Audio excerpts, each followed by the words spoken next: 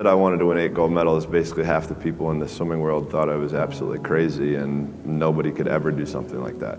But for me, I was somebody who believed in it and somebody who believed in the process of getting there. I knew it wasn't going to happen overnight, like I said before, but every little small thing that we did was a small stepping stone in order to even be able to have that chance and that opportunity to do what I did in 2008. So, you know, when I say from 2002 to 2008 was basically trial and error.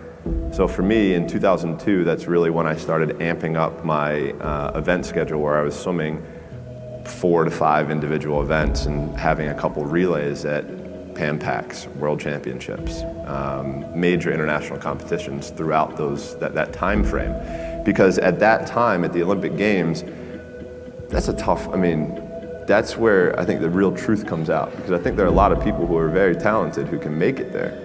There are very few people who can deal with the pressure and the stress that happens when we're there. So that's why I say we had to make sure that we were physically, emotionally, and mentally ready, because I had to be ready to be able to kind of manage my emotions through that week. Yeah, winning a gold medal is absolutely incredible. There's nothing better than standing on the podium listening to your national anthem play after you had just won a gold medal. But for me, I'm somebody who I knew that I had 7 other events after the first day. So I have to throw that in the back of my head. I got to throw that race out. Even though if even like in 08, I broke a world record, won my first gold medal. Like, I was like, cool, like things are starting really well. So I have to put that behind me to then get ready for the next race. And on top of that, I have to make sure I'm eating the right amount, I'm sleeping the right amount, my body is as fresh as I can possibly be. So that means sitting in an ice tank, getting massages, getting stretched, all of these small things that end up adding up to the major end result. And that was something that we learned through that process. So for us, we always also tried to compare, every day is a new challenge, right? Every day is a challenge, is a day that we can prepare ourselves even more. So for us, we would call it putting money into the bank. So at the end of the year, when we had a major international competition, we could withdraw that money that we had saved throughout the year. And look, I'll be the first one to tell you, there were a lot of days where I did not want to get out of bed. And I guarantee you, if I ask the question here, if everybody is excited to get out of bed every single day, if I saw a hand, I'm going to blatantly call you a liar.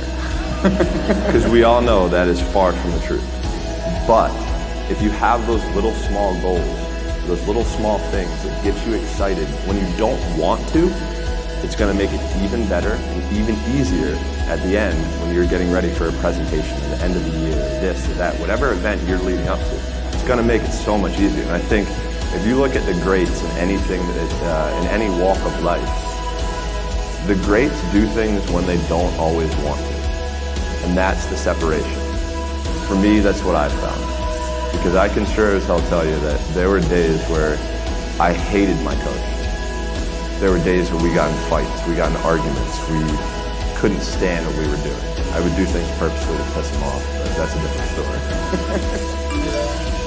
You know, I think that was my coach. There were days where we got in fights, we got in arguments, we couldn't stand what we were doing. I would do things purposely to piss him off, but that's a different story.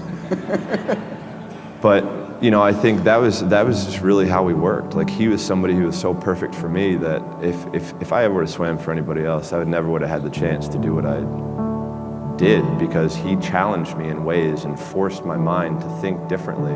You know, for me as a kid growing up, I'm huge into music, and music is a big part of my life. And I'm a huge Biggie Smalls fan, and he wrote a song called "The Sky Is the Limit."